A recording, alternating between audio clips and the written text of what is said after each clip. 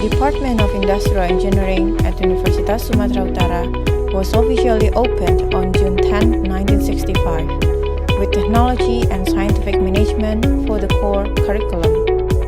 The Department of Industrial Engineering has bachelor, master, and doctoral program. Industrial Engineering Bachelor Program has excellent accreditation.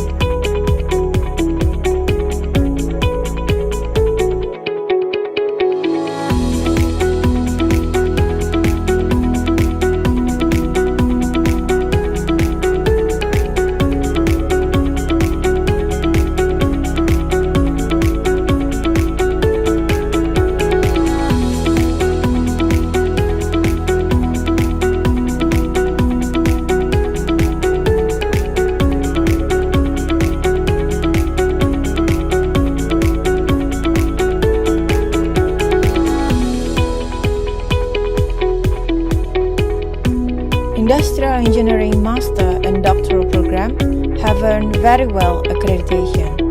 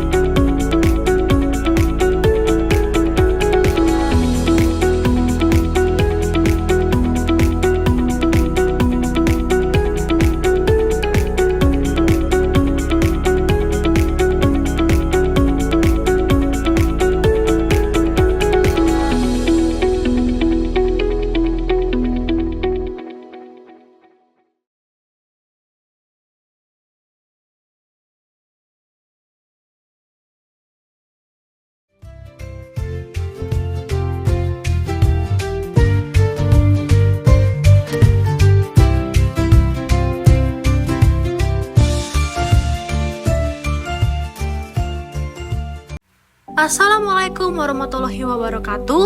Shalom, namo buddhaya, dan salam kebajikan. Kami dari Teknik Industri Universitas Sumatera Utara pada kesempatan kali ini akan menunjukkan video pembelajaran mengenai materi perancangan sistem kerja. So, jangan kemana-mana, yuk kita belajar. Tak kenal maka tak sayang, yuk kita kenalan dulu. Kami ada berempat dengan ibu dosen kami. Nah, kita kenalan dulu yuk. Hai guys, nama aku Natalie Christine Lesar. Halo, nama aku Asel Rambe. Nama saya Vincent. Nama saya Glenn Dulian. Dan ini adalah ibu dosen sebagai mentorship Dr. Engineering Insinyur Listiani Nurul Huda, MT IPU. So, let's go, kita belajar!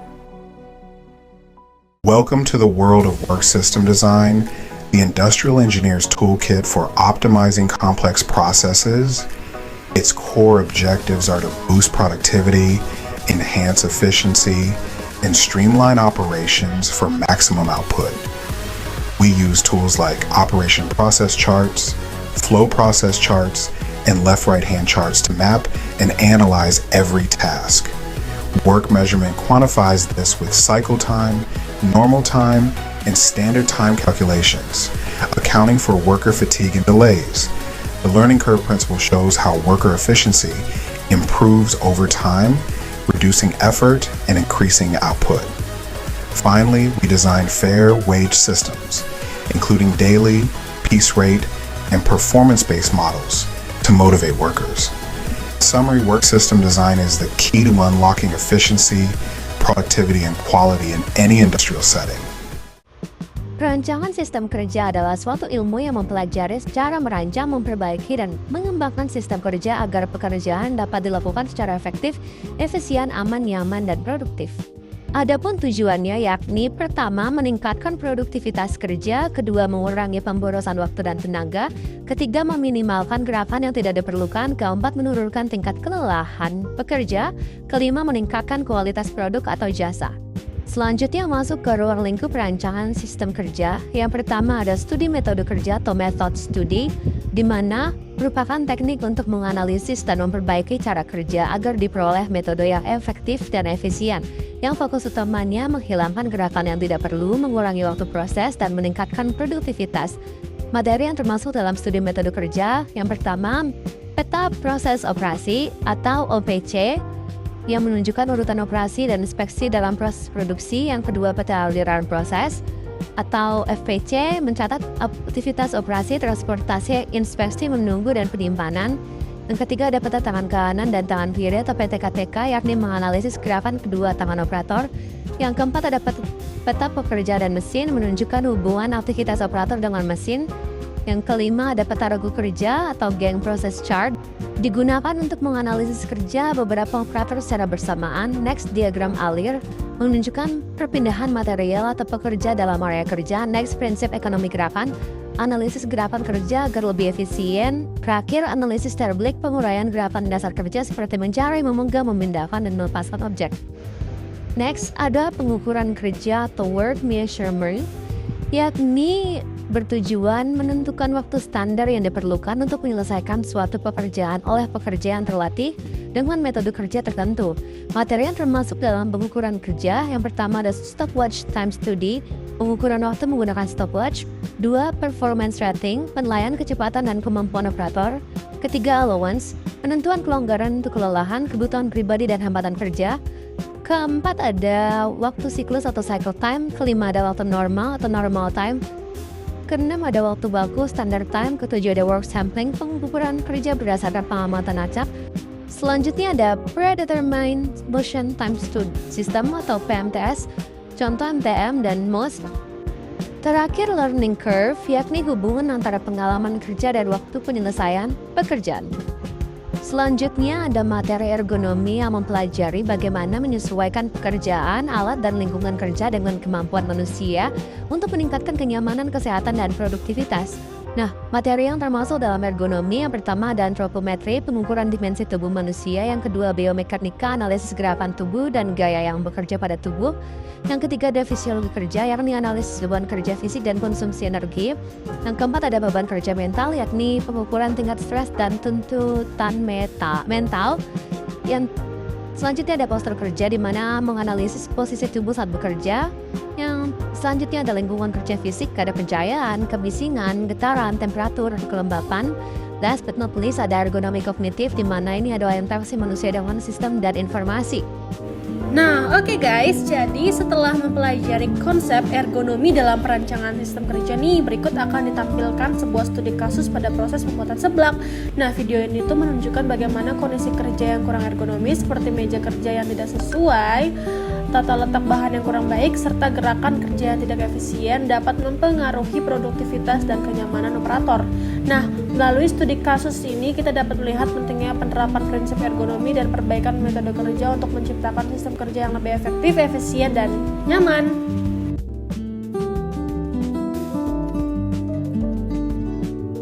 Apakah proses produksi seblak Anda kurang efisien? Mari kita analisis dan perbaiki sistem kerjanya. Kondisi awal menunjukkan workspace yang tidak ergonomis. Meja kerja rendah menyebabkan operator membungkuk dan lelah. Tata letak yang buruk memaksa gerakan berulang-ulang, membuang waktu dan energi berharga. Dampaknya, produktivitas menurun drastis dan waktu produksi memanjang akibat pemborosan. Solusinya, perancangan sistem kerja yang baik, mulai dari meja kerja ergonomis dan tata letak yang rapi.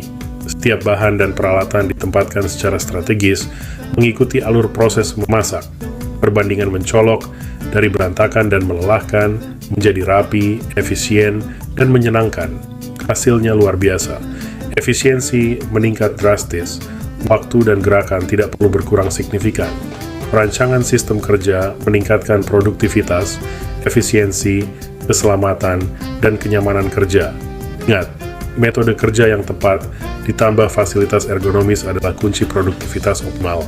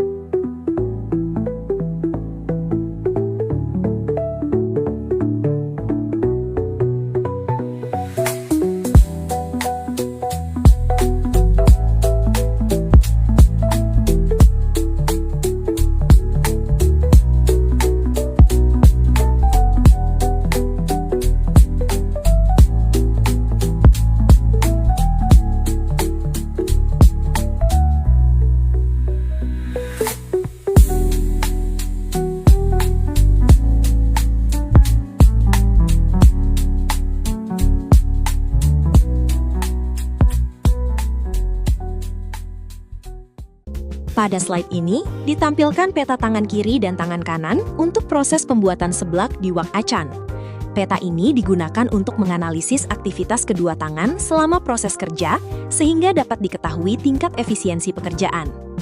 Proses dimulai dengan menyalakan kompor, menuangkan kuah ke wajan, dan menambahkan sambal. Selanjutnya, operator mengambil isian bahan dan memasukkannya ke dalam kuah. Setelah itu, campuran diaduk hingga merata dan ditambahkan daun jeruk untuk menambah aroma. Tahap berikutnya adalah mengambil dan memasukkan topping, kemudian melakukan pengecekan rasa untuk memastikan kualitas produk. Setelah rasa sesuai, seblak dituangkan ke mangkuk saji dan dilengkapi dengan sendok, garpu, serta taburan daun bawang sebelum disajikan kepada pelanggan. Berdasarkan hasil pengamatan, waktu yang dibutuhkan untuk menghasilkan satu porsi seblak adalah 360 detik, atau sekitar 6 menit. Dari peta ini juga terlihat masih terdapat beberapa waktu menunggu, terutama pada tangan kiri, sehingga masih terdapat peluang untuk meningkatkan efisiensi kerja melalui perbaikan metode dan tata letak kerja. Pada slide ini ditampilkan peta aliran proses atau flow process chart pembuatan seblak pada usaha wak acan. Peta aliran proses digunakan untuk menggambarkan seluruh aktivitas yang terjadi selama proses produksi, mulai dari pengambilan bahan baku hingga produk selesai dan disajikan kepada konsumen. Melalui peta ini, kita dapat melihat urutan kerja, jenis aktivitas yang dilakukan, serta waktu yang dibutuhkan pada setiap tahapan proses. Proses produksi dimulai dari pengambilan kuah seblak dan sambal yang berada di tempat penyimpanan. Kedua bahan tersebut kemudian dibawa ke area memasak dan dimasukkan ke dalam panci atau wajan. Tahap ini menjadi dasar dari proses pembuatan seblak karena kuah dan sambal merupakan komponen utama yang menentukan cita rasa produk. Setelah kuah mulai diproses, tahap berikutnya adalah mengambil bahan utama yaitu mie, kerupuk, dan kue tiaw dari tempat penyimpanan. Ketiga bahan tersebut kemudian dimasukkan ke dalam kuah yang sedang dimasak. Pada tahap ini terjadi proses operasi yang cukup penting karena bahan-bahan utama mulai menyatu dengan kuah dan membentuk produk setengah jadi. Selanjutnya ditambahkan bahan pelengkap berupa daun jeruk, daun bawang, dan berbagai topping seperti bakso, sosis, maupun dumpling. Penambahan bahan pelengkap ini bertujuan untuk meningkatkan aroma, rasa, tekstur, serta nilai jual dari produk seblak yang dihasilkan.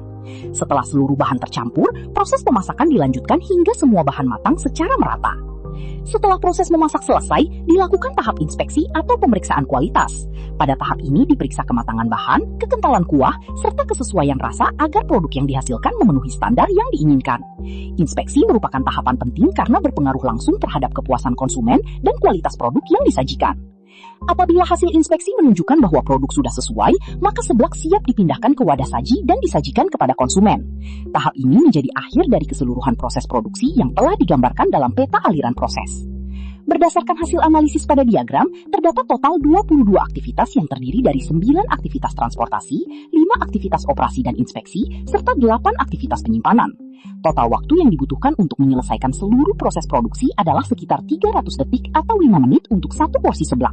Melalui peta aliran proses ini dapat diketahui bahwa sebagian besar waktu digunakan pada aktivitas operasi memasak seblak. Selain itu, masih terdapat beberapa aktivitas perpindahan bahan dari tempat penyimpanan menuju area kerja. Oleh karena itu, salah satu upaya peningkatan efisiensi yang dapat dilakukan adalah dengan menata ulang posisi bahan baku agar lebih dekat dengan area memasak. Dengan pengurangan jarak perpindahan, waktu kerja dapat dipersingkat sehingga proses produksi menjadi lebih cepat, lebih efisien, dan mampu meningkatkan produktivitas usaha. Pernahkah Anda bertanya-tanya, berapa waktu ideal untuk membuat seblak yang sempurna? Mari kita hitung bersama. Pertama, kita ukur waktu siklus dengan mengamati operator yang melakukan tugas yang sama beberapa kali. Dari data pengamatan, kita hitung rata-rata untuk mendapatkan waktu siklus. Jadi, waktu siklusnya adalah sekitar 3:12:20 detik. Selanjutnya, kita tentukan waktu normal dengan mempertimbangkan kecepatan kerja operator yang disebut performance rating. Dengan mengalihkan waktu siklus dengan faktor rating, kita dapat waktu normal sebesar 14,866 detik. Terakhir, kita tambahkan faktor kelonggaran untuk kebutuhan pribadi, kelelahan, dan hambatan tak terduga. Hasilnya adalah waktu baku, yang menjadi standar waktu kerja yang adil dan realistis, yaitu sekitar 14,046 detik. Dengan membandingkan ketiga waktu ini, kita memiliki gambaran lengkap tentang efisiensi proses produksi. Jadi, pengukuran ini sangat penting untuk meningkatkan produktivitas dan menentukan standar kerja yang adil bagi usaha seblak Anda. Pada slide ini, dijelaskan mengenai tata letak fasilitas atau facility layout. Tata letak fasilitas bertujuan mengatur posisi mesin, peralatan, material, dan area kerja agar proses produksi berjalan lancar dengan biaya perpindahan material yang minimum. Terdapat beberapa jenis tata letak yang umum digunakan. Pertama, product layout, yaitu susunan fasilitas berdasarkan urutan proses produksi. Kedua, process layout, yaitu pengelompokan mesin berdasarkan fungsi yang sama. Ketiga, fixed position layout, di mana produk tetap berada di satu lokasi dan sumber daya yang berpindah mendekatinya. Keempat, cellular layout, yaitu pengelompokan mesin dalam satu sel kerja untuk menghasilkan produk sejenis. Selain jenis layout, terdapat beberapa alat analisis yang digunakan dalam perancangan tata letak fasilitas. Di antaranya, analisis jarak perpindahan material, from to chart, activity relationship chart atau ARC, dan activity relationship diagram atau ARD. Selanjutnya terdapat block layout yang menunjukkan susunan area kerja secara keseluruhan, serta material handling system yang berfungsi mendukung proses pemindahan dan penanganan material secara efisien. Dengan perancangan tata letak yang baik, efisiensi produksi dapat meningkat, waktu perpindahan material dapat berkurang, dan produktivitas kerja menjadi lebih optimal. Berdasarkan perbandingan antara layout awal dan layout usulan, terjadi perubahan signifikan yang bertujuan meningkatkan efisiensi operasional, kenyamanan pelanggan, serta pemanfaatan ruang secara maksimal. Pada layout awal, area makan masih tersusun sederhana, dengan penempatan meja dan bangku yang belum terintegrasi dengan alur pelayanan. Sebagian ruang di area belakang belum dimanfaatkan secara optimal, sehingga potensi kapasitas dan fungsi ruang belum maksimal.